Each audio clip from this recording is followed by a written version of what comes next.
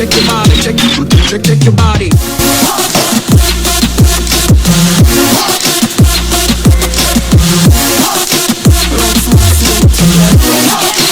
You can sleep now, baby. Let's not sleep together. You can sleep now, baby. Let's not sleep together.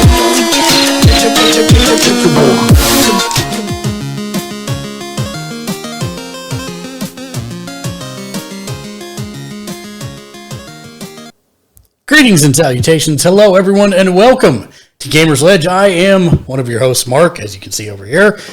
Joining us today, we have, of course, Dave. Hi, Dave.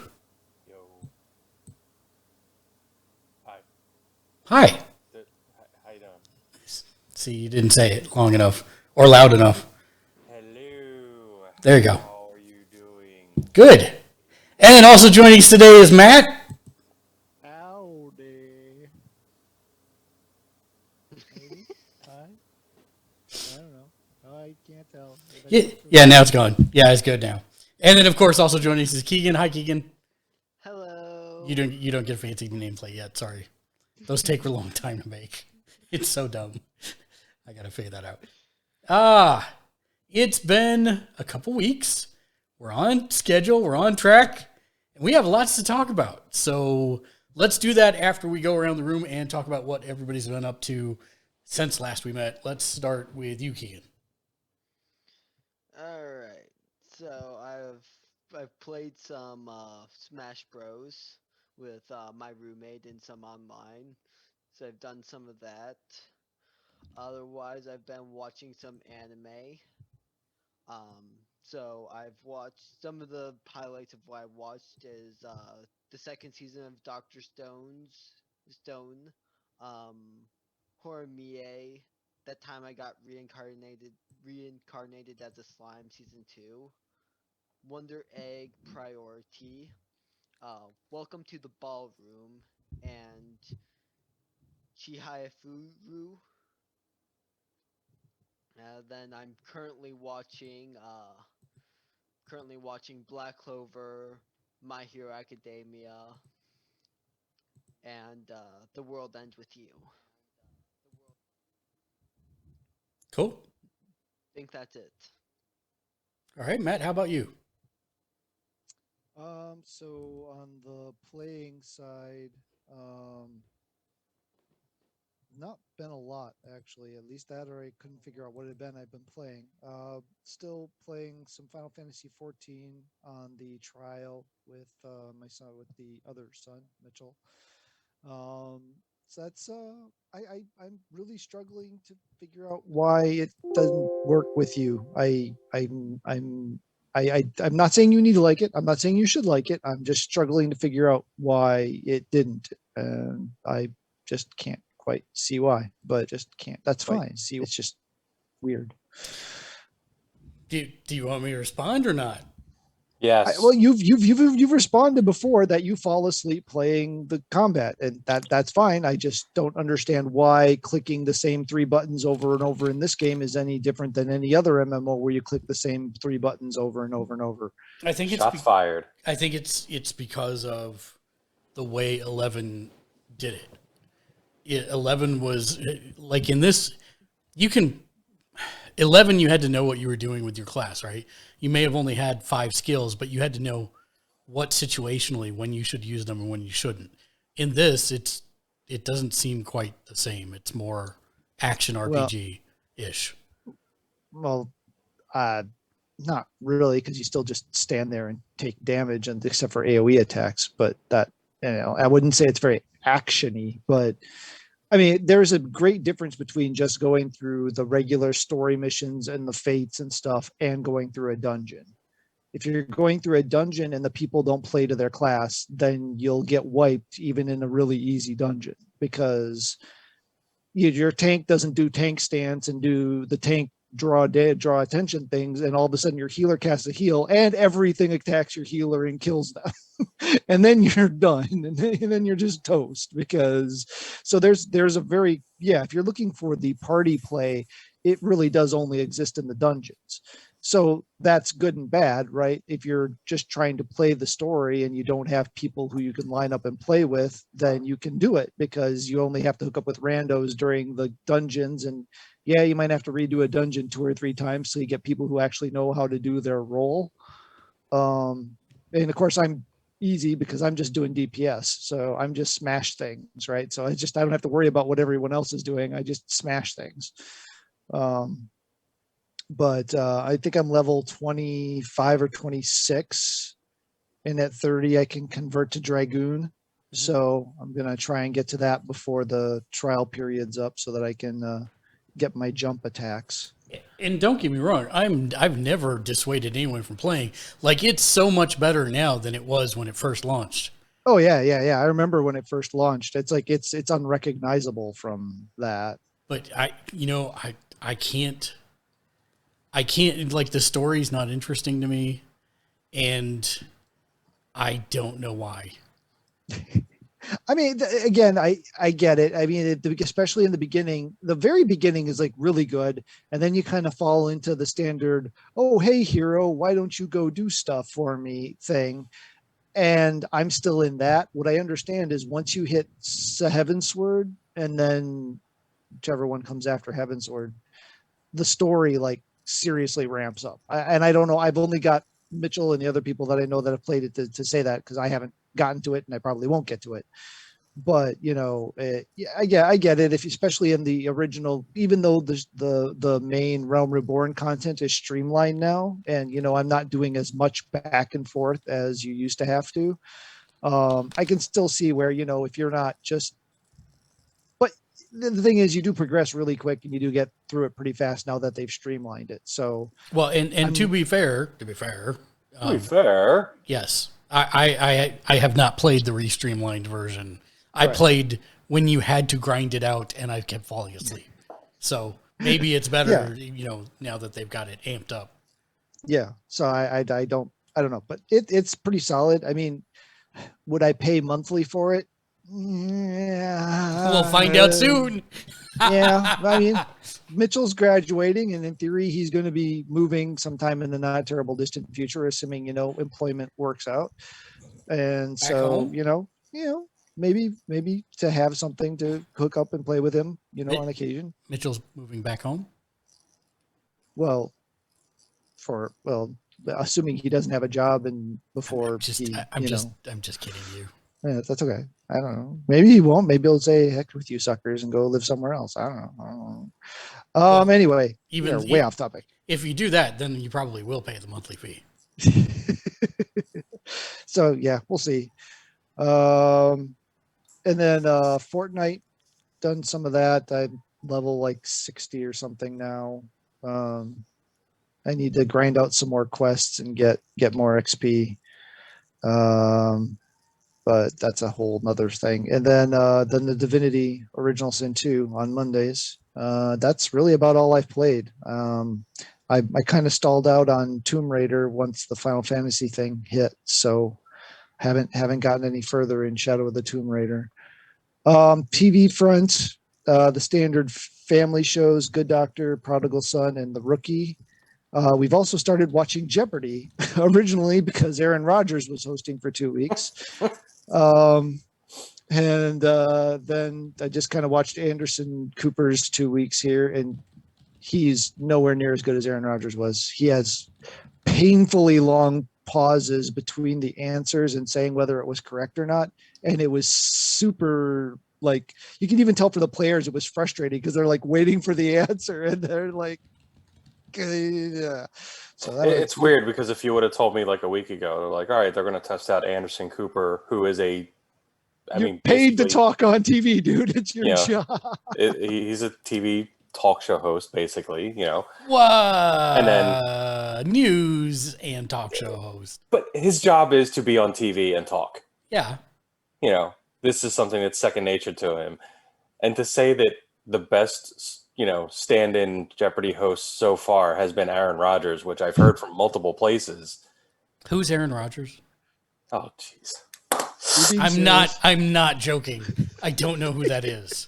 He's the quarterback for the Green Bay Packers. Sports ball. Got it. Okay. This makes sense why I don't know who he There is. was a nerd connection. He did date Olivia Munn. Yeah. Okay, that's fair. I know who So- Olivia Munn is. I still don't know who he is. So He dated okay. Danica Patrick too. And now he's engaged to the girl who played the main character in the Divergent movies. So there's another geeky reference. Yeah, he's Huh. really stepped down. Yeah, I'm Sorry. gonna. Not a fan. Yeah. If it's a better relationship, it's a step up, right? Well, yeah, that's that's true. fair. So wait, has LeVar Burton hosted yet? No, he's Okay. like, Because I bet he'll be the best. I'm sorry. I expect that will be a really solid one. But yeah, I think he's like 6 weeks out or something like that. Yeah, he's on the list, right? Yeah. Yeah, he's on for the second half of the season. He's got a 2-week stint. I think it's like in 6 weeks.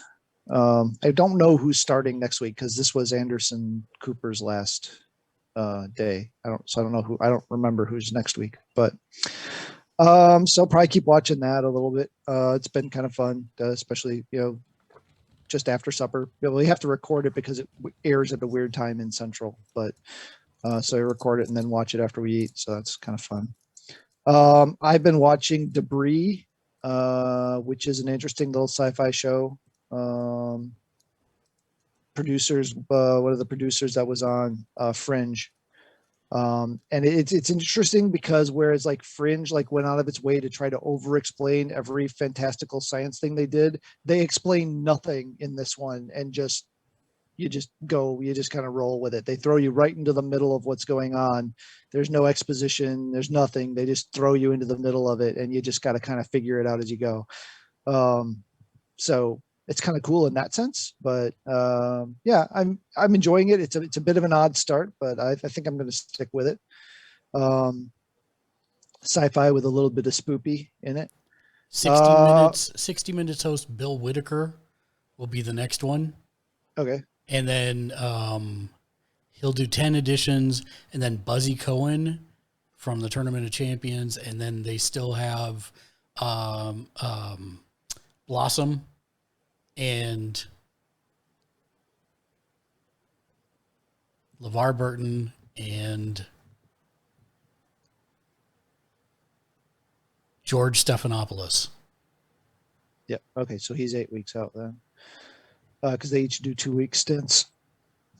Yeah. So, But anyway, yeah. So and they donate all of their earnings to charity for hosting. they match. So the winners still take their earnings, but the show matches whatever the total of the earnings is to a charity that the guest host selects.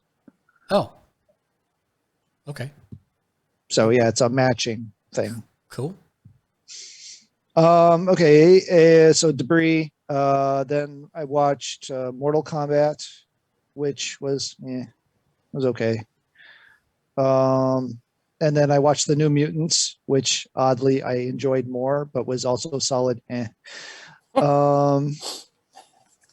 I was also excruciatingly tired when I watched that, so I probably made it better. And then I finished Demon Slayer season 1. Wishing I could make it out to the theater to see the movie, because the movie is actually literally a part of the story, whereas like most anime movies are like an aside or a compression of the season or something. No, this is actually the next part of the story. Season 2 will take place after the movie. So if you don't see the movie, you're like missing a chunk of the story. So yeah, that. And then also The World Ends With You. I want to talk about that one for just a second, because Mitchell and I both played the game and we're watching the anime. And Mitchell's replayed the game more recently because he bought the Switch edition. So he's played it more recently. So a lot of the things are fresher in his mind than they are in mine, because The World Ends With You was a GBA game. So that was a what? No, it was a DS. It was a DS game, because you had the two screens, different things going on the two screens. So it was an early-ish DS game.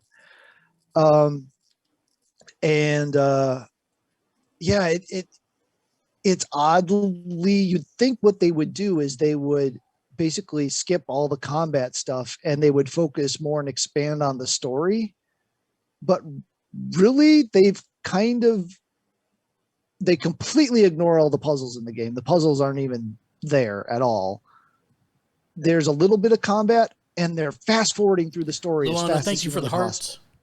Marcy, thank you for the hearts. So there's all kinds of. Were you saying something? I didn't. Okay, they're just brushing over a lot. Like you get at the end of episode 3, you get to the end of the first week, and if you know what happens at the end of the first week, that happens, but it's not that impactful because where you had spent hours in the game building the relationship and the powers and all that stuff, you've kind of fast forwarded through all that, and just here you are at the thing, and now the thing happens, and it's kind of like, okay, but so it sound wise, it's a dead on match. It's great. Appearance wise, they match the art style of the game perfectly. It looks just like what you would think a moving version of that art style should look like. It's just some things like Mr. H is completely, he's there, but barely, so that whole element of it's completely missing. And then when you shortcut that, when you bring in Joshua, how do you make that connection? Because there's the connection between him and Joshua, and now you're going to be missing that because you completely skipped Mr. H almost. So it's like, I don't know if it would be better having not played the game, or if would it be worse having not played the game because you don't have the stuff to fill in the gaps that you don't know are even gaps if you never played the game.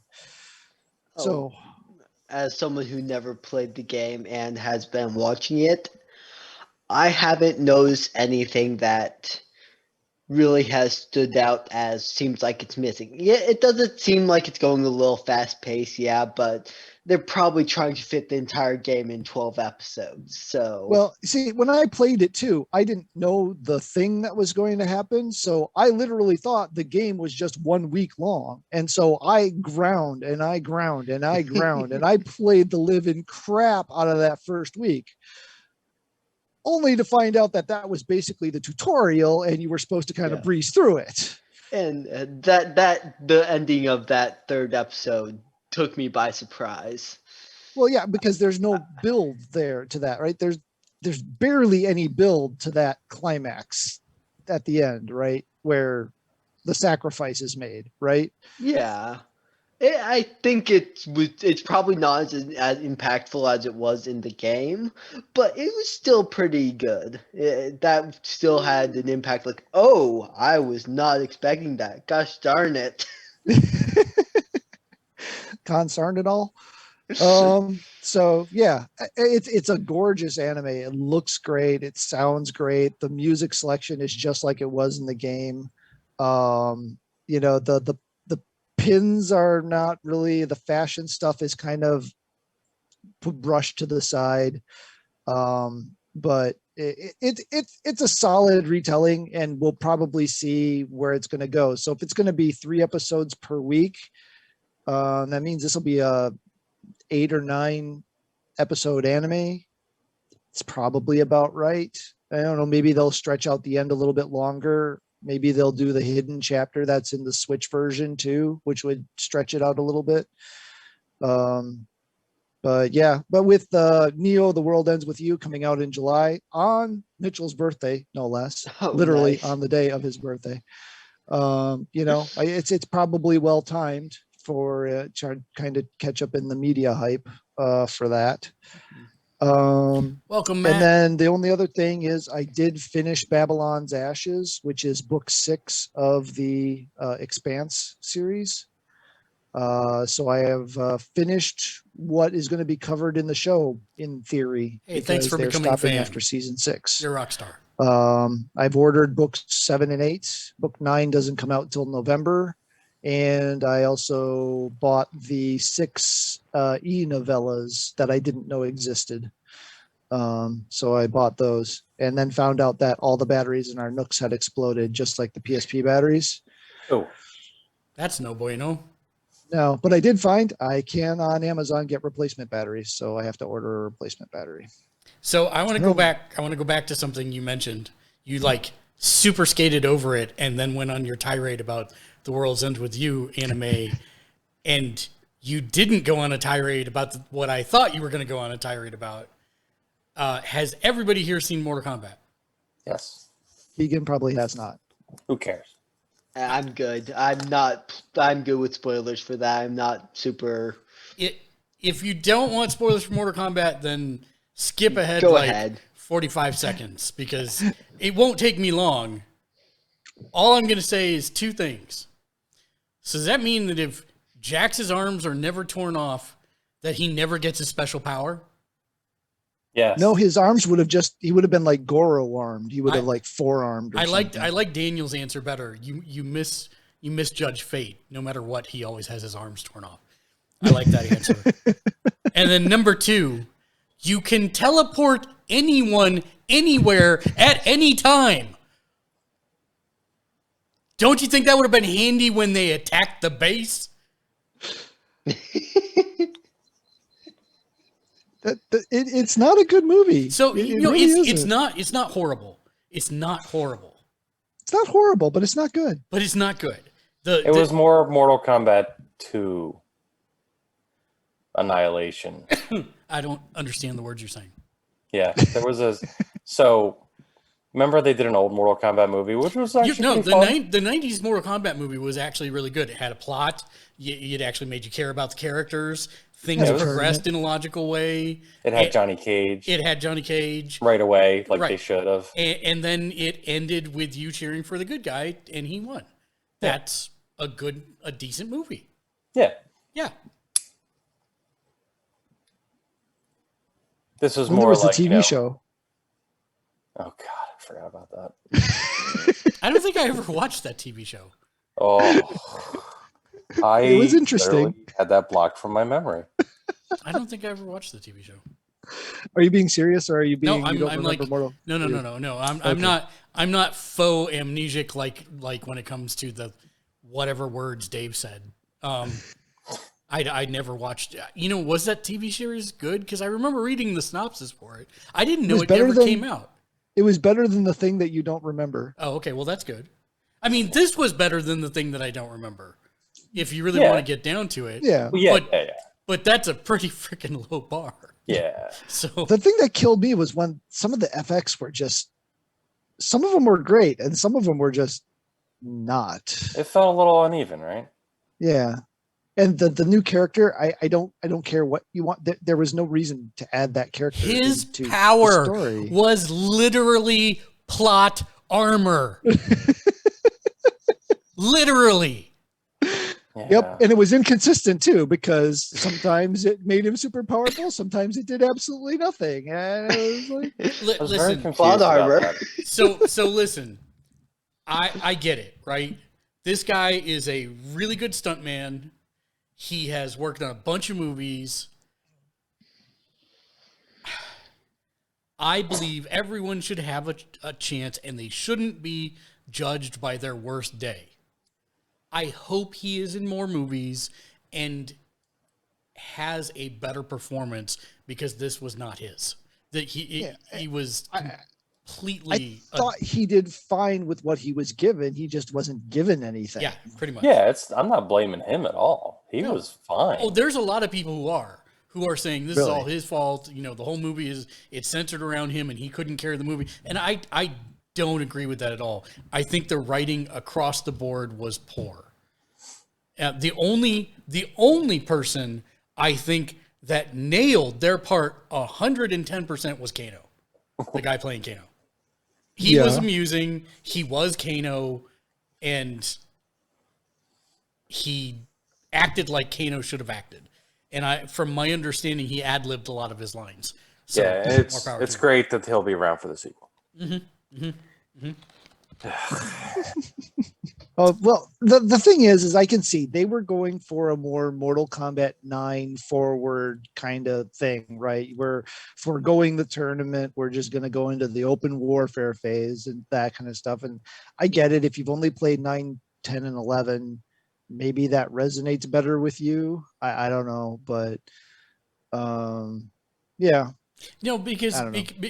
okay, the problem with that is 9, 10, and 11 is a good story, first of all. And there's a build to get to that, right?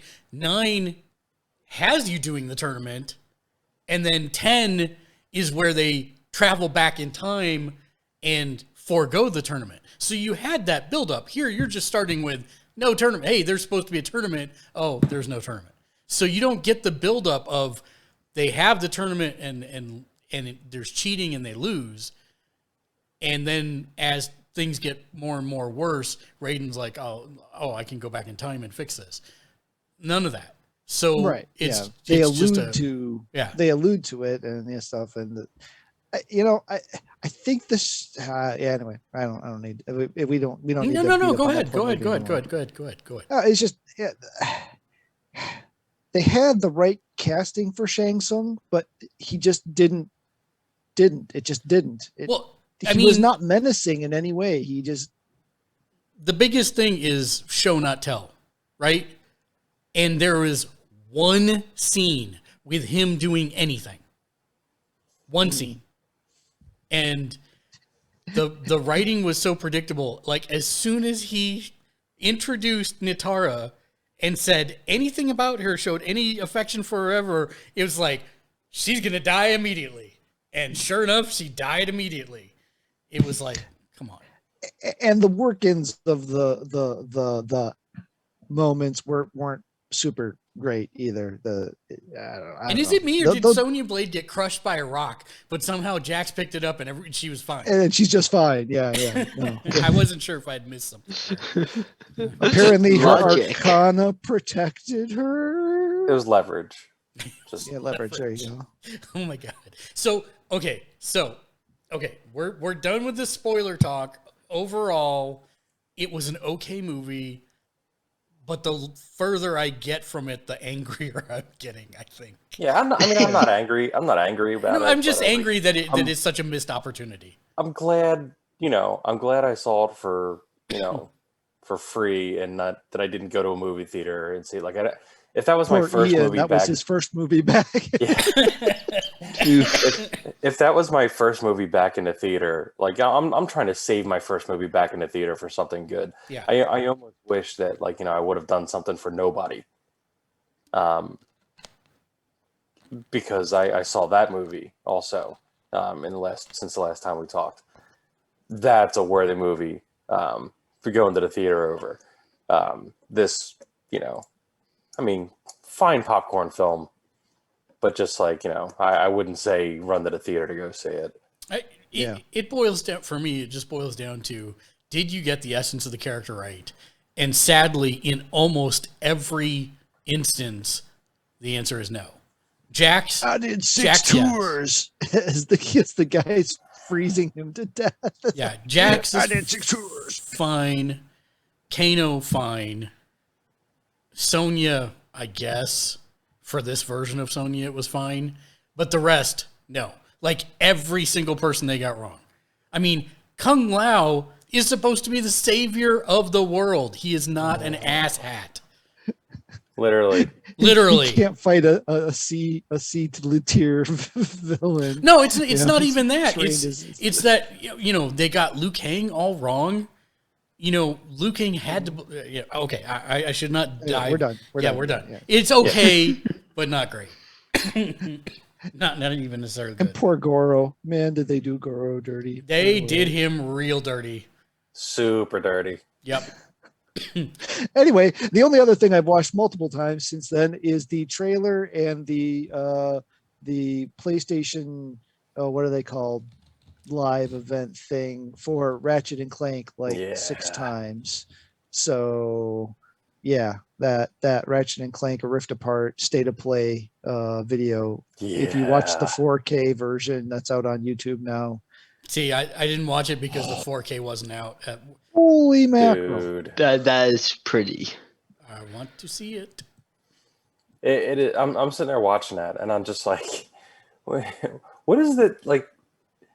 Remember when there would be a console release, and you're all excited for the new console release, and there's some games come out and they look pretty good, and you're like, man, I can see where this stuff is going, because usually they're just tech demos where they either don't play well or they're a little rough and all this kind of stuff. But in the launch window of the PS5, Insomniac goes,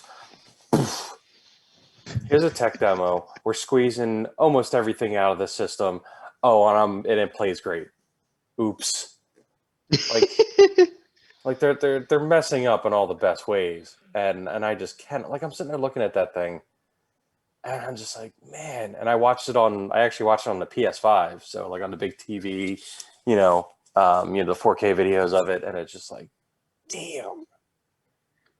So I always God, that assumed looks good. Lombax's hair was a lot more like velveteen, like really like short and close to Nah. their skin. No, this has got some bulk to it. Yeah. Yeah. So I'm super excited about that. I mean, obviously, I've said multiple times it's my favorite game series of all time. And I don't see why this one's going to be, changing my mind on that anytime soon. listen, man, I'm excited to play this one. Yeah. That's saying something right there. It's fine. I've never like had a huge affection for it, but even I can't like deny that you look at this and it's like, holy crap, man! Launch gen? Are you kidding? Like launch window? This is what they're doing. I mean, it sets. This is one of the things I like is that it's like Insomniac and Naughty Dog are the two dev houses that try to one up each other with what they can produce as early in the system as possible, and they compare notes so that each one helps the other, and that only helps all their third-party developers because these guys are making shortcut kits to do different things that they need to do in their production pipeline that then flow down to the indies. So suddenly the indies are getting better, everybody's getting better, and so I'm like blown away with what they're doing, and we're just going to see the trickle-down effect. And that's the greatest thing about because that those relationships have been going on for years. I mean, since like back in the PS2 era. So I mean, this is not anything new, and they're just like, they got this really great like, these great relationships with everybody, and it's not just like, like I actually in an interview I did with them back in the early days, they actually talked about like it's not just Naughty Dog. It's also like, companies like BioWare and stuff. I mean, they work with, they have relationships with a lot of people, where they're shared, stuff. And you could definitely see that influence on Anthem. Yeah. But Well, the thing that really blows me away is we saw and launch, we had Miles Morales, which looked amazing, played amazing. Everything about that game was great. But you now see the difference between a PS4 game that's played up to a PS5 game and a PS5 game, right? Yeah. You clearly see the difference. yeah, this is ground up, definitely a PS5 game. I would have seen the difference had I played Miles Morales yet. I'm pulling a Matt. I'm pulling a Matt. I haven't Time for you to had play time. it. I haven't had time to get to it, and now I've got new games that are coming out. I'm never gonna. Yeah, Play it now. I can't. I have so much going on right now. I can't play it right now. You know what? I'm gonna go next, and we'll end with Dave. That'll throw a spanner in the works. Okay, so things I've played: Cyberpunk Red, tabletop role-playing game. That is a fun system, by the way. If you are looking for a cyberpunk-ish kind of genre to play in, the role-playing game is not bad, to be honest. Still easy to die in a lot of circumstances if you get yourself into a firefight, but make sure you have a medic and you'll be fine. Divinity Original Sin 2 with Matt, Fortnite, and then the best fighting game I've played in a couple years, new Pokemon Snap.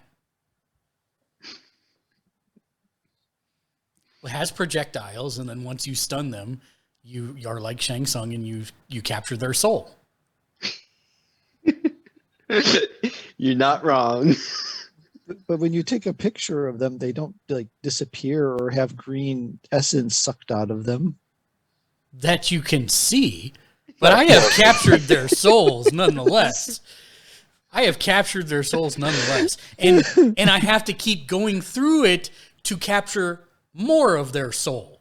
because maybe I only got 65% on the first go round, so I can do better. And that's why I replay it. So this dropped at 9 p.m. last night. I played till like 3 in the morning last night. I streamed till midnight, and I was like, okay, I'm done. And then I'm like, I should run through that night level just one more time. And then Just one more time. 3 hours later, I'm like, I can't do anymore. I will say that they have expanded the things that you do. So you're chucking things at the Pokemon, and then they have a new scan feature that allows you to identify unusual things in the landscape, but it also acts as like a freeze frame for some Pokemon, and it calls out points of interest on the tracks. And you can also use it when you do open up diverging tracks. You can use the scan to find the diverging track and then choose which way you want to go on it. I will say that having played that amount of time, I am still on the first 3 tracks. I have not progressed past it because, and this is where I think the genius is in this iteration of the game, I thought you were going to get like an overall level up, right? Like it showed experience points and it showed you leveling from level 1 to level 2. I thought that was your character that's leveling up. It is not. It is the individual track. And so when you level up from level 1 to level 2, things change on the course. And so you have incentive to keep grinding them out to get to the next level to see what else has changed so that maybe you can get the better pictures that you weren't able to get in the previous runs. That's why I say, Dave, I'm sorry. Once you actually start it, we're never going to see you again. Oh, I started it. Oh, you did start? How? What do you think he's been doing this whole time? Oh, you're playing now. I should have known. Yeah, No. I'm actually not playing now. I'm fighting the urge to play now. But that was so I downloaded it on Alex's Switch too. So we started playing with him first, and then like before I started playing with him, I actually like spent a little time just getting used to it, just so I knew how to play it, to help him. And immediately getting into it, it's just like, oh, like man, it is nice. It is distilled. It is, but there's a lot more depth to it. Like there's a lot of like little things. Like you really like. It's almost worth going in.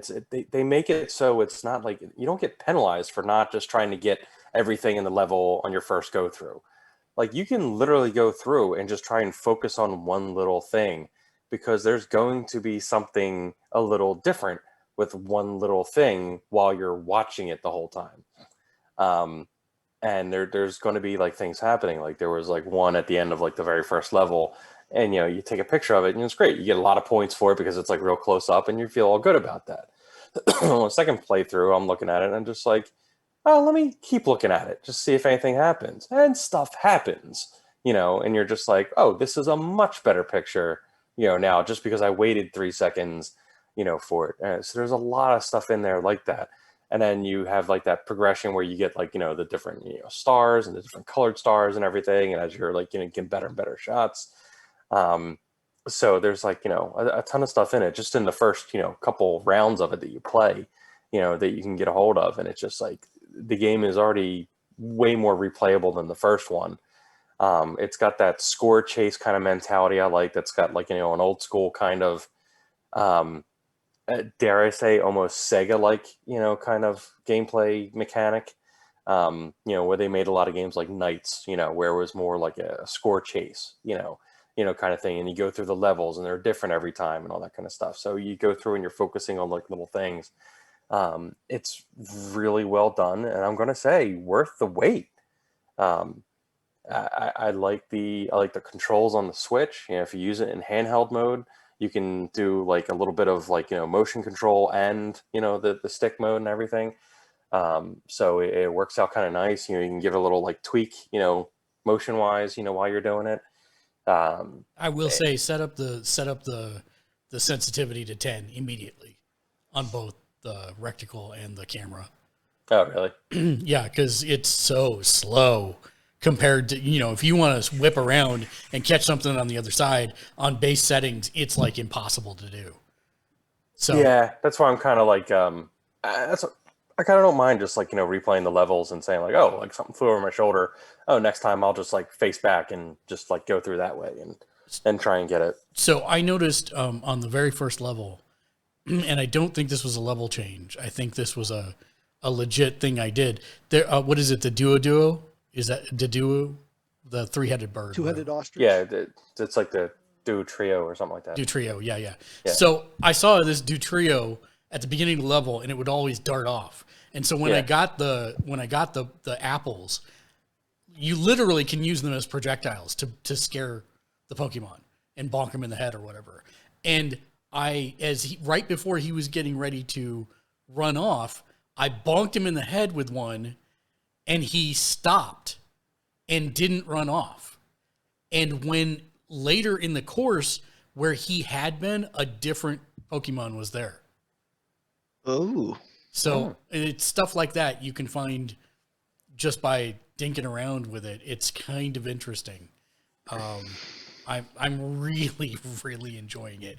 I will say the only downside is they managed to faithfully carry over from the original one the super ambiguous star rating. Yeah. Well, it just seems to be arbitrary. It's completely subjective, based on score. No, it's not. It's not even that. Like, you can get the best possible framing and everything, and it's a 3-star. Yet if you do it to another Pokemon, it's a 4-star. It's No. That those star ratings are different types of pictures. That's not a ranking. That's a different shot, a different section of shot. Do tell. I'm all ears for this. Okay. So, all right. So say you're like, walking through and there's a, there's something that's like just like running by. You take a shot at it. That's the 1-star. That's the normal. You saw it, blah, blah, blah. It's gone. Mm-hmm. For instance, the swan in the first one. Right. In the first one, you're going through it, a swan swimming through the water. You take a great shot of it. It's in the middle. Great. That's your first star. That's the normal shot of it. Well, like, what was it? The 2 or 3 is all of a sudden you catch it. It's like in the middle of drinking and it's like throws its head back majestically or something. That's a different class shot. So there's like that's like the different types of shots you can get of that thing in the level. Yes. And I get about that. However, there are some Pokemon that don't do anything differently, no matter what the stimuli is, and you take the same pictures of them, and they're 1, 2, or 4, but never a 3. Are you sure they're not doing some kind of action? I'm positive. They don't move at all. They only show up at night, and they sit there. What are you talking about? The trees, the turtles with the trees on their back. Well, yeah, but there's different. They are doing different stuff.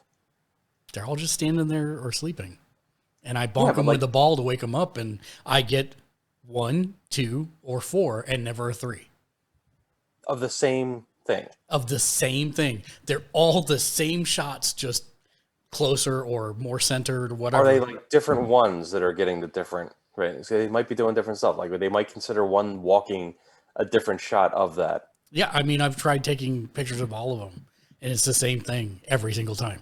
I don't know what I got to do to get that 3-star. Because that's all maybe, I do.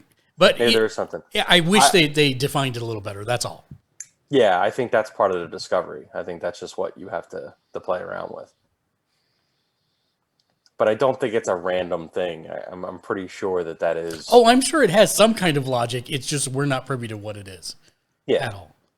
Yeah, it might not make sense to you, but it's a different. I think certain actions are considered like the 2-star shot, the 3-star shot. So it's just you haven't found the specific little thing they're looking for. Which that is something. I understand why that's frustrating for you because that's not like a a clear cut thing in your head, but it is a clear cut thing in the design. Well, maybe. And the other thing that they've added to this game is achievements, which is horrible because they're also vague on what you need to do to get them. And sometimes you do what it says and you still don't get the achievement. So you have to be precise to something that is not disclosed to you. That's the only thing I don't like about it so far. I'm still having a lot of fun playing it, and I recommend it to everybody. Yeah, you're really being nitpicky there. I can be nitpicky. It's allowed. It speaks a lot about the quality when you have to get into the nitpicky stuff. It's true. I mean, the music is great. The sounds are great. The there's a little frame rate dip every once in a while when there's like a really big Pokemon on screen. But beyond that, I mean, everything seems really good. I think the only thing I wish you had more pictures. Maybe that's something you unlock later. Like you can take more pictures at any one given time because you only have so many you can take on a run. And if you finish early by finishing your roll, they just like, well, you're done. Time to go back. Yeah. I think that's just part of the replayability. I think that's just like a forced replayability. No, I get thing. it. I get it. And they want you to, like, I think they're trying to do that in order to guide you to that thinking of you don't have to do everything on every run. Right. Yeah, and I'm fine with that. That's all good. Yeah, and I think that's intentional, which is totally fine. I'm really digging it though. And then I have also picked up the game that Dave's going to talk about, but I have not played it yet, which is Returnal. I haven't even booted it up yet. Excuse me. But I also am really digging New Pokemon Snap. I think it was, like Dave said, worth the wait. I think I'm going to be playing it for a really long time. And it is one of those games that Lexi walked in and said, "What is that?" I said, "It is New Pokemon Snap." She's like, "What do you do?" I'm like, "You take pictures of creatures in the wild." And she's like, "And how do we get that on my system?" And I saw it. Watch. I finished season 6 of Flash and made it about 6 episodes into season 7, and I'm already fatigued. I was fatigued halfway through season 6. It's just 27 episodes is too many. It's a lot. And there's a lot of filler episodes, and I don't like it. And yeah. And there's so much drama. A little bit in that point. There's so much drama. I'm just like, They got away from the happy for a while. They did. And I also finished Falcon and Winter Soldier. 2 thumbs up. Soldier. Yeah. Invincible dropped, and I think they have done an incredibly faithful job of reproducing the comic into animation at a somewhat faster clip than the comic went, but just as brutally as the comic, if not more so. In fact, I think this final episode may have been the most brutal thing I've ever watched ever. That was rough.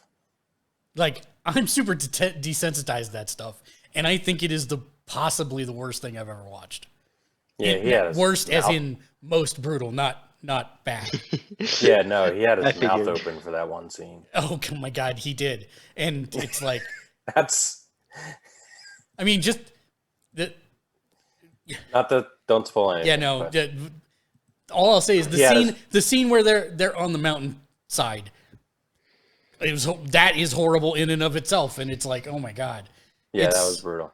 The whole thing has just been, you knew at the end of episode 1 what it was going to be like because they kind of set that up. But then by the time you finish the series, it's just another level. And I'm quite frankly surprised that it got the green light to be as brutal as it is. Like that Amazon? Yeah, when you think Game of Thrones was brutal, right? I actually think this is the next step up. Oh, yeah, I mean, but if you think Amazon did a couple seasons of The Boys already, and they had no problem with that. So I mean, well, that's true. That's true. But they're clearly not shying away from anything. But I don't even think The Boys was like. I love The Boys. I don't think The Boys was this bad. Yeah, but it's also like this is animation, so it's like that somehow made it worse. That somehow made it worse when I watched it, I think. Dude, he had his mouth open. He did have his mouth open. It was horrible. Oh, Horrible. felt so bad. So yeah, I finished that. And then I believe the trailer for Shang-Chi dropped while between podcasts. Forgot about that. Watched that a couple dozen times. And I've watched it a bunch. I think the thing I'm most excited about is that it seems to take place literally right by my house in San Francisco. It's nice. It's the number one on the Muni, which is the California line. California ran that line literally went by my house every day. The interesting thing is that it's on the wrong street in the trailer. It's going by the what's the chocolate Ghirardelli Square, which the one does not. I don't think the one goes down that street, but whatever, creative license. In movies, the entire city of San Francisco is all the hill. Yeah, like the entire city is a sequence of the hill. Yeah, pretty much. So that's fine, whatever. But the funny part is that at the end when he's doing his martial arts pose right before Awkwafina says, "Who are you?" They're going into a tunnel, and that tunnel goes under a couple streets and literally right into Chinatown. And Lexi and I have walked through that tunnel. Well, I've ridden the bus like multiple times through there, but Lexi and I actually walked through there one day. And so she even recognized that, and she was like, "Holy crap." So that was kind of cool. That's a nice thing. I actually recognized it when I saw it. I'm like, oh, that is actually, I think I've walked down that street. Yep. So I'm super excited for it. I think it'll be a better martial arts flick than Mortal Kombat. We also produced our first reaction video. It's doing well, reacting to a pair of septuagenarian UK drill rappers. That kind of blew my mind with how good they were. So I've had lots of requests and suggestions to do more, so we will. I should have another one next week. We already have kind of a full 5 day a week schedule, so I'll be a little slower uploading than some other channels, but luckily these aren't as production intensive as I had feared. So I think I can commit to one per week. Also, big shout out to all the people sending positive comments and love via YouTube. I've never seen that before. That is a nice surprise. It's all the people that got banned for no reason off TikTok, probably. I guess, but I greatly appreciate the kind words and the suggestions for further videos and requests for specific reaction videos. That's awesome, and I'll try and get to everybody's requests. And then I also today have a most interested new game. It is an arcade only game, and apparently it is in places here in the United States. I have yet to find one where I live, but it is called Dance Rush Stardom, and it is the sequel to Dance Dance Revolution. But the big difference is instead of having just the 4 arrows now on a steel plate, it's a giant. It's a giant plate with LEDs that light up as you step on them, and it can sense you wherever you dance on the thing. So I've been watching some videos of people playing it like at level 9 and stuff, and yes, please. I thought maybe it was like they did like a genre blend and it became like a gun kata movie, like that What's a Face movie. You know what I'm talking about. I do, but I'm not going to dignify this with. You should. That movie was great. And then remind me, Dave, when you're done, we actually have a mailbox question that got sent in. What? When you're done with yours, we have a mailbox question. That happens still? That does happen still, yes. Sweet. Let's rush through then so we can get to that. All right, so what do you got? I've been binging a lot of Star Trek. So I am up to season 3. I'm like 4 episodes into season 3. You're getting close. Of Discovery. And I'm still enjoying it. No, I thoroughly enjoyed it too until I quit. So like I'm really curious about this stuff coming up. I know there's a lot of mixed reviews on like the Picard stuff. I enjoyed the Picard series overall. The shorts I watched that. That was great. I thought all of those were awesome. I did kind of watch them first, which I probably should have watched them after. At least like the first couple seasons of Discovery, because it kind of like introduced some things that were already in there. So, but whatever, it didn't like really ruin anything. So that's been great. I've been, having a lot of fun with that.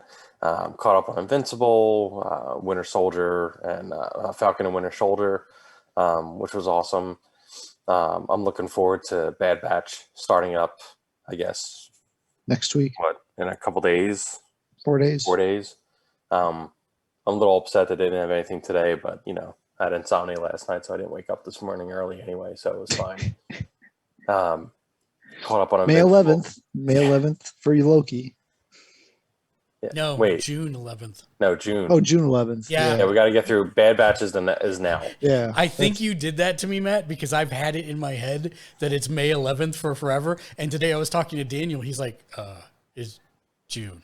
I'm like, "No, it's May 11th." I thought it was like 2 weeks after Falcon and Winter Soldier. I swear that's what somebody told me, and I went and looked. It's June 11th. Sad. Yeah, I've had that in my head too, and been corrected and keep forgetting that I'm corrected. So yeah. Happens. It happens. The so like, am I watching anything else? We started watching. My wife and I are watching *Handmaid's Tale*. We started watching that, which is great. Kind of counts as sci-fi because of like the crazy like alt history, kind of like story it has and everything. Pretty solid series so far. Like the good cast. The story's interesting. The way they dole it out's interesting, so it's fine. I know I'm like way behind on that, so I don't want to talk about that. Well, no, you want to know way behind. The thing I forgot that I just started, Breaking Bad. Oh, so you watched the first episode. I am through episode 5 of season 1. Okay, is the first episode not one of the best pilot episodes ever? Of Pretty a TV much. series? Yeah, that's pretty solid. It's hard to nail a pilot that well. I still say, like, as an example of just a TV show that starts off so strong and makes you want to watch it. Mm-hmm. It's Breaking Bad. Like that first episode was just, it had everything, and it just sets a tone, and the show just gets better from there. And everything in the first season so far, I mean, it's a masterfully made show. It really is. It's really great. And the cool thing is, after this, you get the transition into Better Call Saul, which is a little more of a slow burn for like the first season. But by the time you get to like the current stuff in Better Call Saul, it is a better show than Breaking Bad. Yeah. Yes. I said it. I mean it. You'll believe it. All right. So back to Handmaid's Tale. You were catching up. So Handmaid's Tale's good. It does seem like a good show worth watching. I rented the movie Nobody. Speaking of Better Call Saul, Bob Odenkirk, made by like the John Wick people. I went into that movie reasonably cold. Like I knew, like I saw the trailer. I knew who made the movie. I didn't know like any other people in the movie or anything like that. So there was a couple nice surprises in there. The movie was fantastic. Lots of fun. My wife even liked it. And she doesn't like action movies, like really. She likes Better Call Saul and Bob Odenkirk. So like, I think that helped her like the movie. But it's also like, it has like, it has a humor and a style to it. It's not like a typical, kind of just mindless action movie. It was really good. So I liked it. I thought it was worth the rental. Bob Odenkirk and Dave Cross will always get a pass from me for whatever they're in because of Mr. Show. Oh God, I started watching like the original Mr. Show like after that, like how young they were. How young, so young. So young. Matter of fact, if you ever watch the original stuff, they literally do what basically they had like where he was basically a lawyer talking about stuff, and it seemed like like foreshadowing. A joke. Yeah, I was making a joke. I was like, this is totally Better Call Saul right here. But there was like, but yeah, like that show's great. I remember there's actually a funny story about my life where I was trying to organize my friends to go see the reunion of Mr. Show. They were showing up in Philly, and they were doing a taping for HBO for the reunion tour. I was like, guys, we all got to go. And my friends were being really quiet. I'm like, guys, why aren't you saying anything about this? We need to go to this. And they're like, it's your wedding night. And I'm like, oh.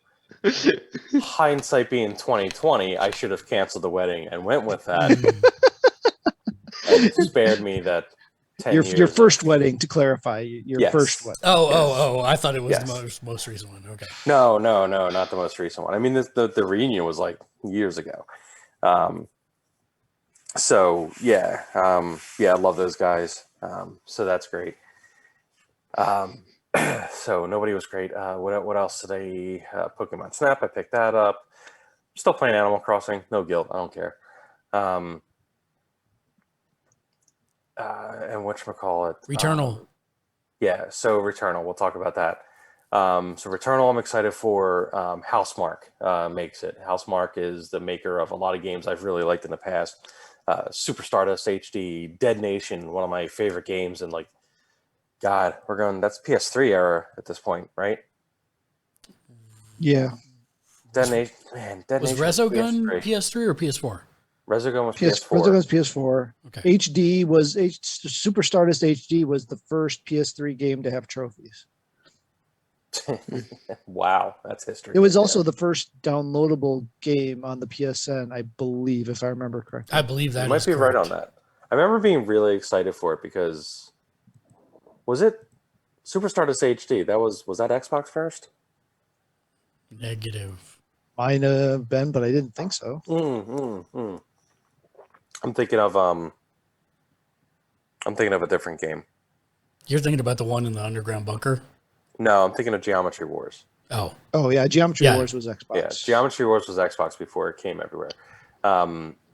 Super Stardust HD. Oh my god, the Vita version of that was awesome. Dead Nation was this fantastic like twin. They did a lot of twin stick shooters and everything. So I was really interested in like what this was going to be because it's a third person roguelite game. I guess I think is the official genre for it. It just basically means you die a lot, and the levels change.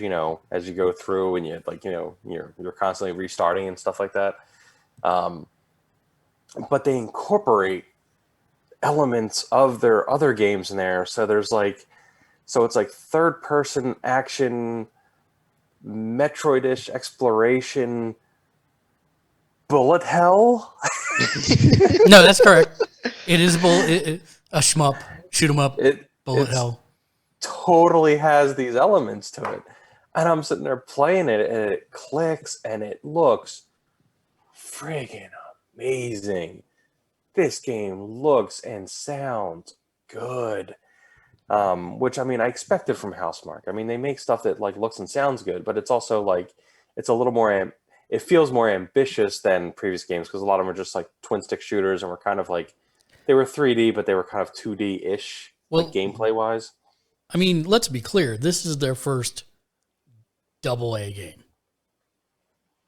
Yeah, I mean, I guess so. I mean, I don't know. Their other games are really clean and good. I'm not saying that, but this is the first one that they have put this kind of budget behind. Yeah, that's fair to say. Yeah, because I love all of there's not a Housemarque game I don't like, even though I'm not so good. A big twin stick shooter fan.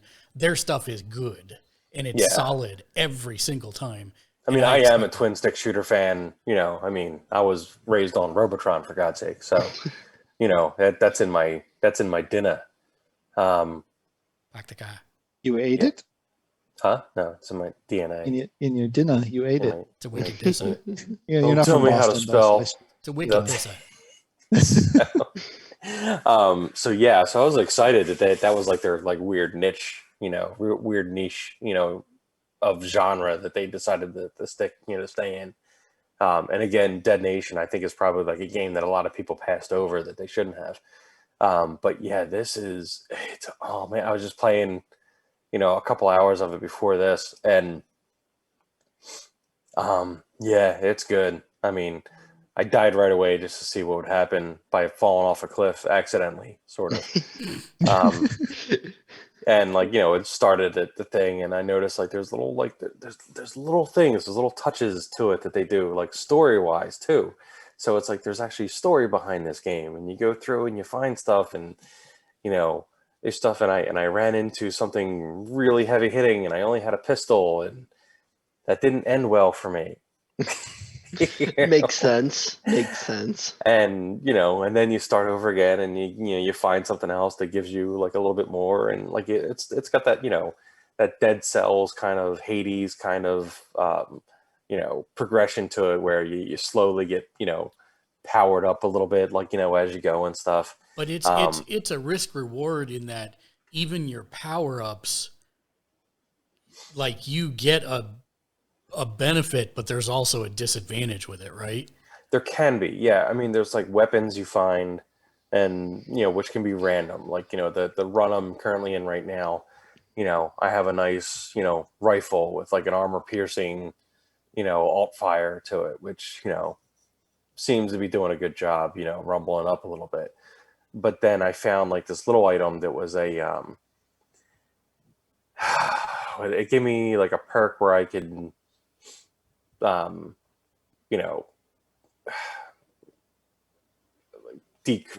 I want to say like basically like take the curse off of something, but for the time being, like falls will hurt me until I use a consumable, so there's all these like little like weird like tweaks and quirks that you have to like go through, do stuff. There's like places you can't pass as you're starting off, because there's like things behind different kinds of walls that you can't progress through yet. So there's got this Metroid style progression to it, where I'm guessing you have to get like other stuff. And yeah, oh man, it's scratching an itch.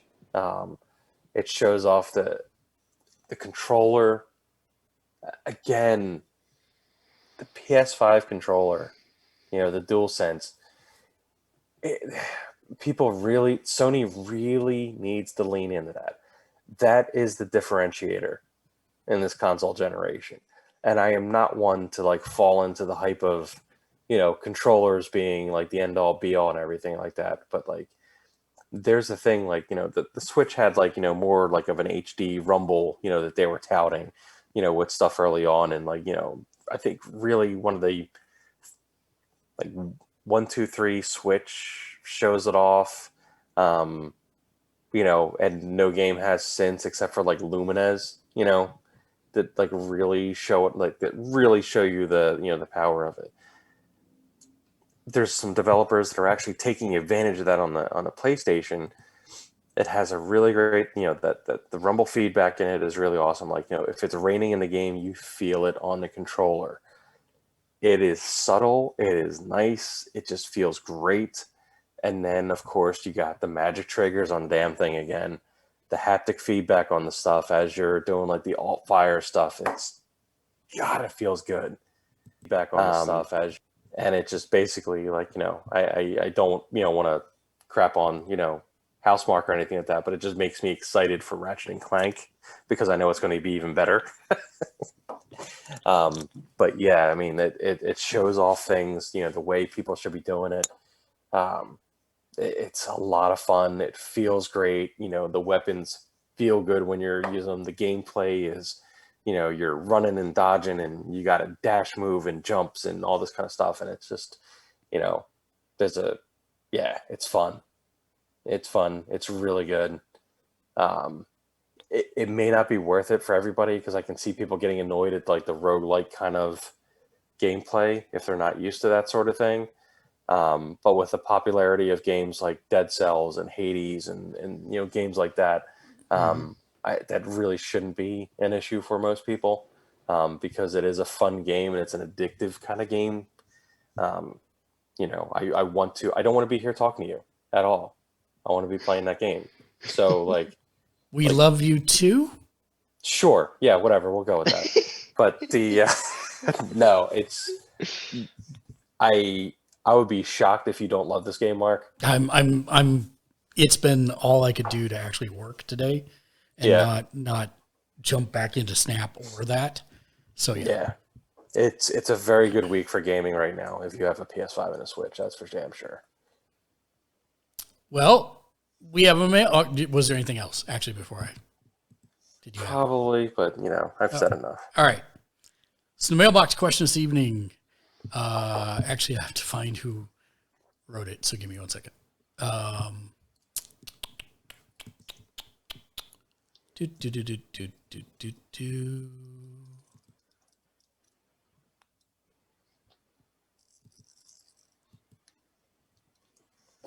Okay.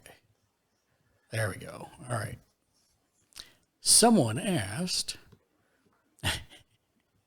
I thought this was hilarious. I did respond in the conversation thread, but I thought that this was actually one of those things where I should actually talk about it a little bit more. Someone noticed in the background my books that I have over there. It's actually off camera because of the way I've got my camera right now. I have Robert Jordan's The Wheel of Time series. And they asked, is it worth plowing on with The Wheel of Time? And this is a question that I actually get asked a lot. Odd Character asked, is it worth plowing on with The Wheel of Time? Now, I think I'm the only one here to have read the series, correct? I have not. I've heard good things, not just from you, but... So I would liken Robert Jordan's writing style to Stanley Kubrick's directing style. Oh. He has a picture in his head, and he will use 1,000 words plus to describe said picture so that you see that picture in your head as well. And for a lot of people, that's too slow. But I actually appreciated it, and there's so many books in the series that by the time you finish it, I want to say there's 30 to 40 main characters and maybe 120 secondary characters, and you know them all. Like, you remember exactly who each one is and what their differences are because he's done this painstaking process of not only giving you their backstories and how they get embroiled in this mess, but also describing them to a T. And so it's pretty thorough, and I will say that he falls into a pattern pretty early on of each book does set up a further arc, but each book also has a central climax. There are a couple exceptions, and that's where it really kind of drags. So when you get to about book 5 or so, it's a little bit different than that, and it kind of drags, and then it kind of drags around like book 9 or so again. But then at the end, which was book 10, or no, 11, 12, and 13, I think, after he passed away, he had one giant book of notes that was supposed to be a 3,000-page book. And instead, they gave it to Brandon Sanderson. And so the best way I can equate it is like you're watching one of the most intense dramas that takes a really long time to unfold. But if you appreciate that kind of thing, there's lots of layers, there's lots of things to analyze. What's going to happen with this? What's going to happen with that? There's lots of things to kind of speculate about. And then you hit that 11th book, and because Sanderson's writing it, you've suddenly jumped into a martial arts movie where everything is moving at breakneck speeds and you're holding on to the edge of your seat for dear life because it's going so fast compared to the last 10 books. But I will also say that is a refreshing change of pace. I actually enjoyed the last 3 books as well because it's all based on his notes. So it's not like he wasn't being faithful or anything. He just has a different writing style, and it's not that 1,000 words to paint a single picture, right? It's more of like, hey, let's get the broad strokes done. Okay, you already know these characters anyways, so now let's see what they're up to, what they're doing. And so it's much more, even though each book is 1,000 plus pages, it still flies by comparatively because of the different writing style.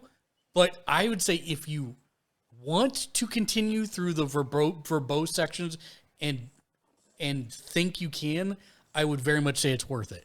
If you make it, 2 or 3 books in and say, oh my God, this is a slog, then don't worry about it. Life's too short, man. Go do something else, right? And there's a TV series coming, so you'll get to catch up. Yeah, that's true. Hopefully. That TV show has been rumored for forever, so...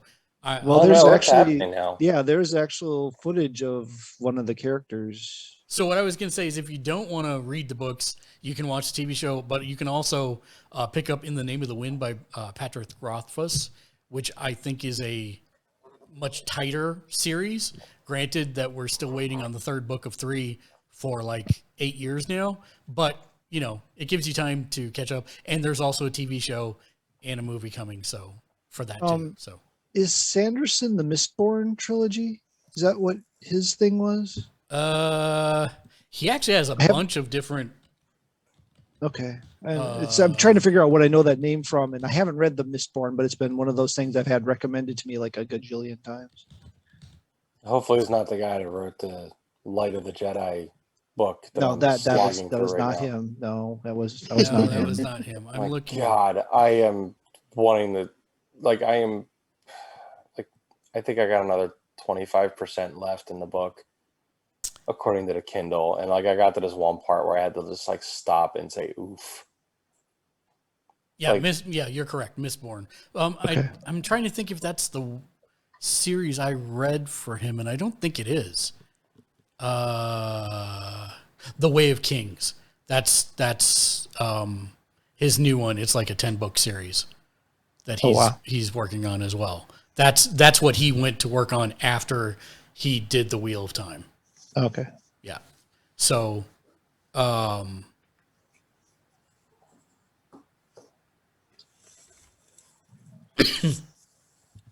real quick, this week in Lego, look at that.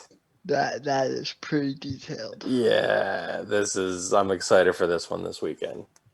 This is the Imperial Probe Droid. Are you in some sort of like special club? He's thing definitely in a that special club. Let me tell can't- you. I've never seen some of the things that you've been wagging around lately. They're on the Lego site. Okay, I just if you haven't go- seen. If you go look at the Made of Force stuff, there's an R2D2 drop. Listen, once you hit I've a seen the certain R2D2 tier thing, yeah. of spending, they unlock a special portion of the site where you can. That's where these black box things are coming from that I've never seen dude. before. Okay. Well, this is in the same series as the helmets. Okay. So for some reason, it's in the same exact box as the helmets and stuff. But it was released in that wave. So there's in the wave that this came out in, there's the Vader helmet, the whatchamacallit, the Scout Trooper helmet, and then the Imperial Probe Droid. All right. There's also a Carnage and Venom helmet, or face, bust, whatever, that they just came out with, and even a Batman cowl. Oh. Since we're doing... Crap. Oh, there it is. Since we're doing show and tell, I figured I'd show you the sound wave. Came in today, actually, so that's not bad. Yeah, that site charges a lot for shipping. Yeah, I'm not necessarily thrilled with the fact that I had to go to a different site to buy it, but Yeah, that was lame. It was. Especially when they charge $8 for shipping. Well, I mean, I guess the thing that frustrated me the most is the fact that if I hadn't have caught that it was an exclusive in that one email, I would have never bought it. Yeah. Because I would have never been able to buy it. So that sucks. We have 20 minutes for news. Are there any Really, there's big... no news. Well, I have one that's more for you, Mark, because I know you complained about this previously. The last thing, though, you got to be more specific. Yeah, I'm getting there. The last phase of the Resident Evil 8 Village trial demo, where you can play for 1 hour either in the castle or in the village, has now, instead of 8 hours, it is going to be 8 days starting tomorrow. So you'll have time to play the demo at your leisure, assuming you can fit it in a week-long period. I mean, I'm sorry, that's BS. The whole thing was BS. Like, I wanted to stream it and give them coverage, and I could not because they didn't tell anyone until you logged in that, oh, it's only available for this period of time. They did tell you. You just didn't pay attention in their event thing to the schedule. Shots fired. What events thing, man? I just downloaded the demo and booted it up. Yes, if you had watched the Resident Evil event thing that came out right before that became available, they laid out the schedule. Now, it wasn't intimately understandable. It was kind of like one of those which edition am I getting and what day does it launch on charts. But you did know that it was only available for a limited period of hours on a given day, and because of complaints, they opened up the hour-long demo, which again you can still only play for an hour, but you can do it any of the 8 days that it'll be open for. And then corollary to that, the online mode that was supposed to launch with it, Reverse, has been delayed. So when 8 comes out in a week, the Reverse mode will not be enabled. Apparently they found some problems in the beta plays. Hey, good stuff then. Dave, do you have anything? News-wise? Yes.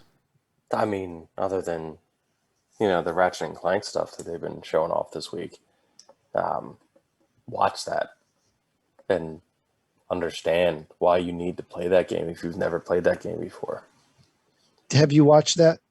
You haven't watched the event, you said, right, Mark? No, I have not. There- I went to watch the event and saw that it was streaming in 1080 only, and I said, I will come back when this is 4K. And so Okay. I looked after they finished it at the upload, and the upload was still only 1080. So I let it be because I know 4K can take up to 24 to 48 hours to process once they upload it. So Yeah, I did the same thing. I didn't watch the initial feed. I watched it today after the higher quality feed came out, and it looks... There's one part in there where when we're talking about the SSD where the new character Rivet hits this crystal, and in a slightly slow-mo time that it takes for her to hit the crystal, loads an entirely new planet. Yeah, Not just like a little area or a screen, an entire new planet is loaded. it's... Yeah. They're such jerks showing off with that system. Yeah, it is impressive. And just when like they showed before with Ratchet like falling through the interdimensional thing for like a couple of seconds, it's like half a second now. Like he falls into that dimension, it's like half a second, and he's back out, and it's a whole new. Yeah, and like I didn't realize they did it like within the levels too. There's like little portal type things Yep. that they do, and that was like instantaneous. And I'm just like, man, this is going to be one disorienting game. But if you just look at like stuff, I mean, like one of the big things of the game is just like crate smashing. It's a staple of the series. It's been there from the beginning. The amount of like splinters that show that like it's just like Yes. insane. In Ratchet and Clank, they broke into what, 3 giant polygonal chunks? Yeah, like Yeah. I mean, it wasn't anything crazy, but it's like oh man, it's just there's so much that level they showed off with the that nefarious City. nefarious city, I guess. There's just so much going on there, and it's just so alive with Yep. stuff, and it's not just like it's And the world seemed fairly open world. Yeah, well, they're listing off all the things that are in there. There's open world, there's flying, there's shooting, Yep. there's arenas. It's like it's almost to the point where the game could be overwhelming with the amount of stuff they tried to pack in it. yeah, it's just like, Oh, for good measure, here's a Panzer Dragoon level. That's exactly what I thought of when I saw that. I'm like, You they know. stuck Panzer Dragoon in here for some reason. Yep. I don't know. They're just like, yeah, we just wanted to do, we just want to do everything in this one. We're just a bunch of dicks. All right, we better shut up. Otherwise, we'll just talk about Ratchet and Clank. All right, Nino Kuni 2 has a Switch version that's been leaked via an ESRB rating. So,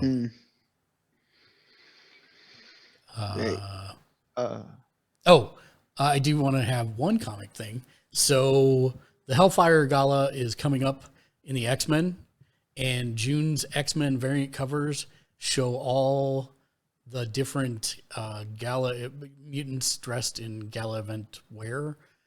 Some of them are really good. It's pretty cool. If you like X-Men and that type of stuff, you might want to check that out. I have an unlimited subscription, and I keep telling myself I'm going to sit down and I'm going to read through all that X-Men stuff. And then I look at how much X-Men stuff there is, and I go, maybe not. You totally should. It's been good. It's been very, very, very good. But holy cow. I mean, I think this is probably the freshest story they've ever done. Like, it is the most turn the status quo on its head in an interesting way.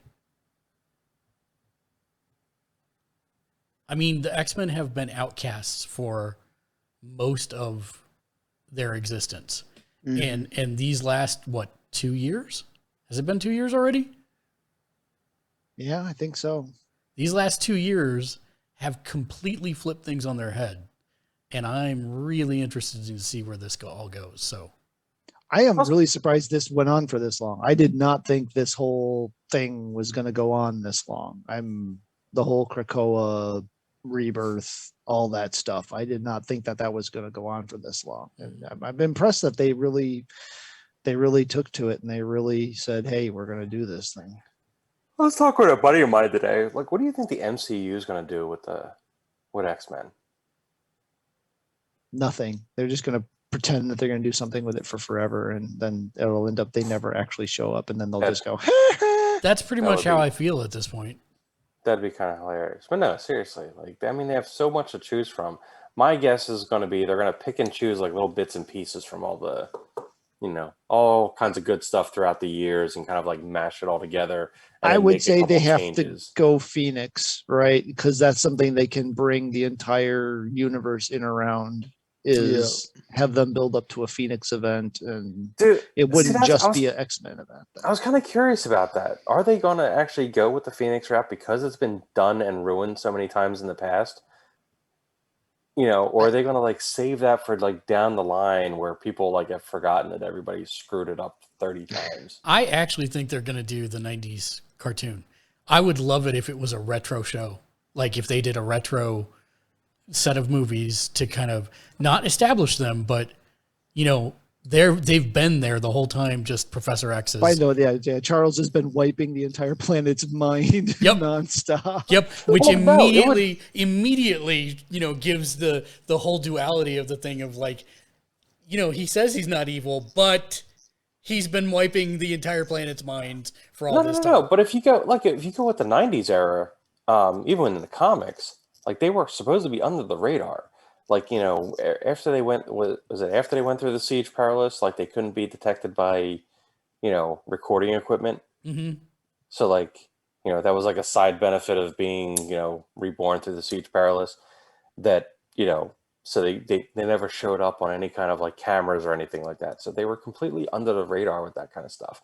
That makes sense in, if they want to do that with the MCU. So I was curious if they would do, kind of something like that. Like they were working in the shadows the whole time, and there was like some people aware of them, but like, they kind of did their own thing and didn't really, try not to bother people. My one buddy and I were talking about it. They really can't go the concentration camp, angle for Magneto anymore because like it's so much time. Like he would have to be like 90 years old, so are they going to make up something, for that and just be like a kind of completely different thing, or kind of do like a different take on Magneto and Professor X, at this point? I mean, I could even the other. Oh, go ahead. The other obvious one is, since they're obviously setting, or it seems like they're obviously setting up a multiverse between Spider-Man and Yeah. Doctor Strange, and what they did with WandaVision and stuff. They could just be merged in from another universe, right? They can do a colliding universes thing, and they just get merged into our society, and you end up with this amalgam universe similar to what they did with the 616 in the Ultimate Universe, where it's mostly the 616, but there's these weird remnants of the Ultimate verse stuck in there, like Miles and stuff. I mean, if you were asking me as a wish list, how would I want it done? Secret Wars. We get the Beyonder. I was ready to say old Secret Wars. Old or? Secret War. Yeah. Nice. Get the Beyonder. The Beyonder, is like, hey, there's only like 26 of you guys in the entire planet. Here's a bunch of other powered people that you can fight now. I'd be good with that. But let's move. Fun. Let's move on, because this is all speculation. With that, though, I mean, this is another news item, but it's a corollary to that. The news of the deal between Sony and Marvel / Disney to get the Sony stuff on Disney Plus. Listen, man, I said this before. Sony, in this case, is brilliant. Uh-huh. Because they got over the barrel. They got freaking Sony to bankroll the movies, and they still get a majority cut of the earnings, and they still pay. Then Disney still pays them licensing for the Spider-Man appearances. Oh my God. And now it all goes to Netflix first. Yeah. And then after a release period, it can go to Disney Plus, which they're paying more for, something that they already own. It's like, I've seen a lot of people saying that Disney's browbeating Sony into this. I'm like, Disney not browbeating nobody. Sony's like, yeah, sure, let's do it. I mean, give me all the money. Oh my God. Sony's the only holdout for that. It's like they've got themselves in a position somehow where because they can. That is the best investment Sony has ever made. Listen, yeah. I mean, I agree with that, but there will come a point where Disney will just buy them. There will come that point. Yeah. Whenever Sony refuses to play ball, I was actually really interested to see at that point when those negotiations broke down. Like, what was that, 2 years ago? Yeah, I was really expecting Disney to just announce, we're buying Sony. Yeah, just like, and not just Sony Pictures, Sony TV, Sony phone, everything. The Disney PlayStation 5. Oh, the Disney PlayStation 5, PlayStation 6. There you go. So yeah, that's kind of how I expect it to go. To be honest, there will come a point where they'll be like too difficult to negotiate with, or they'll feel that they're paying too much money, and it'll be just cheaper to buy Sony and get their IP back. As long as legal issues of monopolies don't get in the way. Dude, if it hasn't gotten in the way already, it's not going to get away now. Seriously. Fair. Very fair. So, just as I think this is going to be our final, this will be our final news thing. It's not news, it's a rumor, but multiple places are confirming or saying that there is a Mandalorian game in development with an Xbox first-party studio. Yeah. And Phil Spencer did a call, and it was displayed on the shelf behind him, some stuff from The Mandalorian. And he generally teases new stuff by putting it on his shelf back there. So, yeah. I'm going to say ew, because there's yet to be an Xbox exclusive that made me even want to consider the system, which is, I've been very comfortable with saving that money. Mm-hmm. Would that be the one that... It really depends on who's making it. I'm not sure if I have, what type of game it's going to be. I don't know if I have faith in what development studio would be doing it. Could be Bethesda. Yeah, well then I'm fine. It could be 343 if it's a shooter. And again, I'd be fine with that because that would bore me. So, like, I can't see myself really freaking out over this news. Like, I mean, if they had like a Naughty Dog or Insomniac over there, I'd be like, oh, yeah, this is bad. You know, I'm going to need to buy an Xbox now. What if it was Rare? What has Rare done lately? What have Really? you done for me lately? Like, seriously, though. Yeah. But Seriously, what have they done? the thing that would actually scare me the most is if they were giving it to, and I'm going to get it wrong because I always do, Ninja Theory. Is that the right Mhm. Ninja? Yeah, you're Do correct. they have Ninja Theory? They do have Yeah, Ninja they Theory. have Ninja Theory, which means I can't play Senua 2, which, but they could really do something interesting with that, which would be tempting. Do we But- think that they would give it the Ninja Theory? Because that would be the smart thing to do. I don't know. I don't know this Xbox yet. This Xbox is still changing. It's like I don't know this Sony yet. It scares me a little bit because it reminds me of the PS3 era Sony, but it's not quite that Sony either. So they're both in a weird spot right now. Yeah, Sony's infuriating. Speaking of weird months, did you see the Games with Gold this month? They're not even trying to pretend that Games with Gold is a thing anymore and that you should just get Game Pass.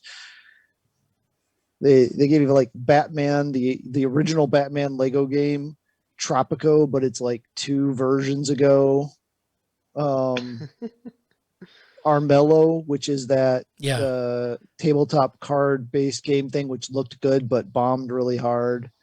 And then what was the other ones? Like it was a dungeon crawler. I forget what it was, but it's another like not current, not well regarded game. It's like they're not even trying anymore. They're just blatantly telling you if you're not on Game Pass, we don't care about you. Nice. Which is interesting because Game Pass cannot be in the black. It can't. There's no. But they don't care. But they don't care because they'll take $1 billion from their, hey, we stamp our names on a mouse business and just bankroll it from that. So yeah, 100%. Not that the PS Plus games were terribly great this time. Yeah, I was going to say there's a lot of division online. But it's Battlefield. I mean, that's a Battlefield 5. I mean, that's a huge game, right? I mean, and it's a good game too, by the way. Yeah, and there's actually been a pretty good buzz with the driving game. What's it called? Wreckfest. Yeah, Wreckfest. I'm curious about that because I can see my son really digging it. Dude, we haven't had a quality Demolition Derby game in so long on PlayStation. Yeah, I mean, this one looks really good, and there have been Burnout references in the same breath as this. So if it can reach that level of,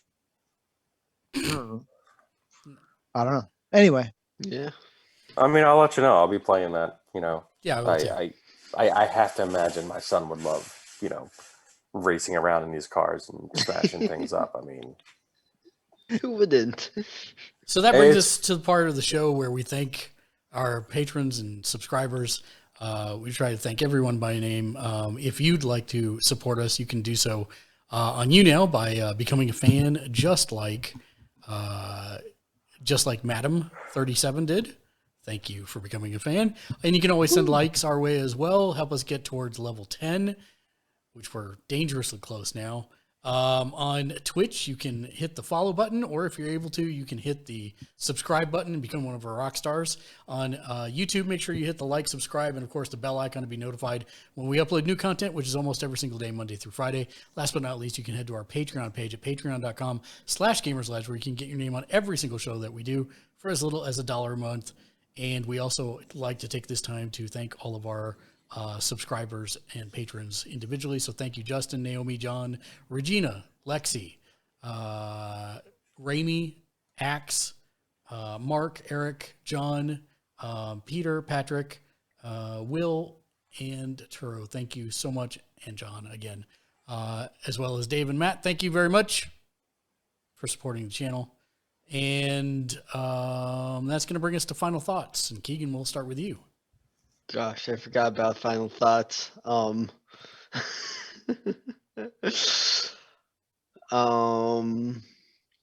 I am really looking forward to the Ratchet and Clank game. I know we talked a lot about that, but that is just something that I'm really looking forward to. I've enjoyed I grew up on Ratchet and Clank. It was one of my literally first one of the games. first games I put in your guys' hands. Yeah, I've Nice. grown up on that series. I am so looking forward to this. Nice. Matt, how about you?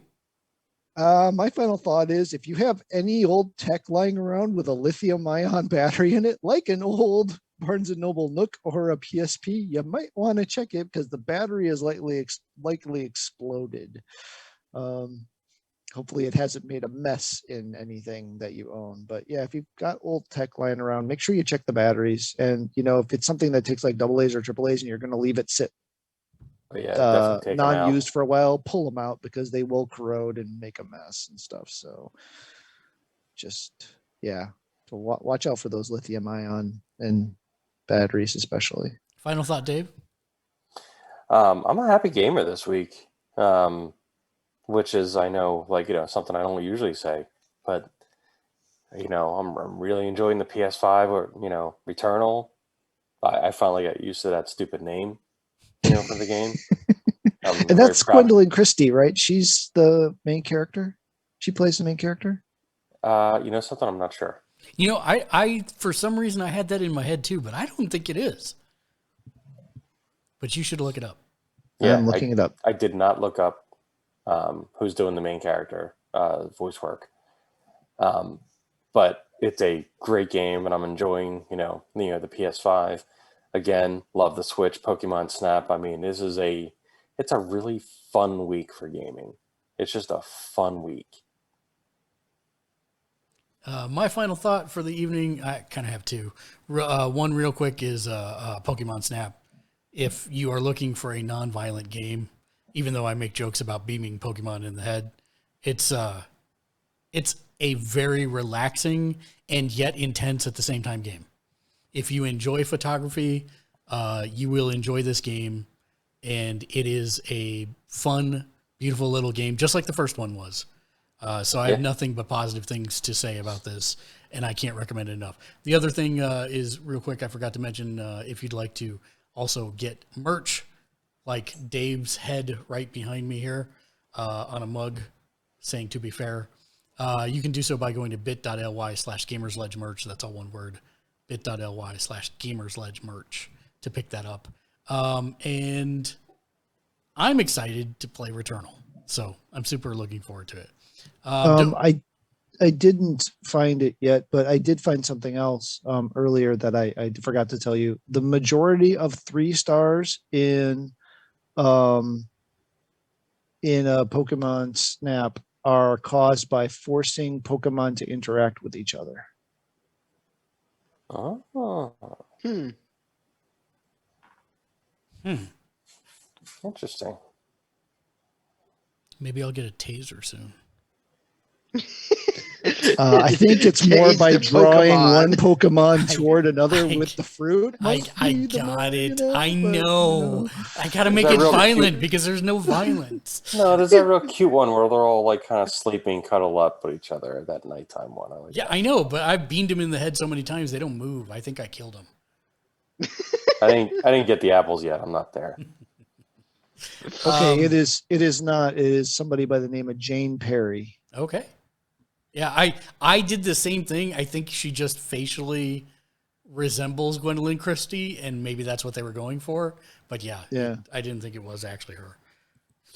Also, make sure you go check out our review or reaction video. Former radio music director, that's me, reacts to Pete and Baz with Fumes, the engineer, first time reaction. It is fire. If you like rap, which it's okay if you don't. But it's pretty crazy to watch a 74-year-old and a 70-year-old rap better than most of the rappers out there today. it was quite surprising. So that's going to do it for us for tonight. We will probably have some extra streams over the weekend. I finally got my 3D printer hooked up, so I might be doing some of that this weekend too to try and figure that out. But we will probably stream something of Returnal. I actually am half thinking about not streaming Returnal at all and recording the whole thing in 4K and just posting edited versions in 4K. So I might do that. We'll see. And just keep streaming Pokemon Snap. I might have to talk to you about that 3D printer and hire you for some stuff. You never need to hire me, Dave. Well, pay for materials at least. You want to commission some pieces. Yeah, we can definitely. Yeah. We can definitely work that out. Yes. So, by the way, have you looked at Hero Forge? Me? Yes. Yeah, remember I did one. Okay. Have you looked at it recently? They had a lot more. I don't know. Mine much. Mine is perfect. Yeah. Okay. No problem. I we one. It's like he's doing like the drunken. He's doing this pose, like he's doing the I forget what they call the pose, but it's like the Raven, pose from the 90s. He's like got that, and he's got like 2 bottles in his hands. He's got like bottles, and the one guy I was playing D&D with, he goes, "Oh, I love how he's got like all the potion bottles," and I'm like, "Those are not potions." Yeah, we'll go with potion bottles. So for sure we'll be back Monday with Divinity Original Sin 2. That starts at 7 p.m., 7:15-ish p.m. Pacific, 9:15 Central, 10:15 Eastern. Hope to see you then. And until next time, thanks on behalf of Keegan, Matt, and Dave, and myself. Thanks for watching and game on. Game on. Game What on. about the sage piece of advice? Really? You had to go there? Yes. Really? You're like the kid that reminds the teacher that they didn't give any homework? Hey, I've never done that. I had one. Too late. We've said game on. There's no takes and backsies. No, that's not We're true. done. I have a list of puns actually that I had been working from, and I don't know what I did with it. I'm wondering if it's in Word. I think I saved it in Word. Let me check real quick. Puns. Nice. Puns. Dave is going to hunt you down, Keegan. Okay. That was not cool, dude. I mean, I enjoy You them. realize he's a mafia boss, right? Well, I mean, he knows where I live, so. It's true. Okay, we'll go to my backup thing. Let's find these. Okay. So, since you posed it, Keegan, do you know what the worst thing about working in a shoe recycling shop is? No, what is it? It's soul destroying. Ah. Until next time, thanks for watching and game on. Game on. Game on. Yeah.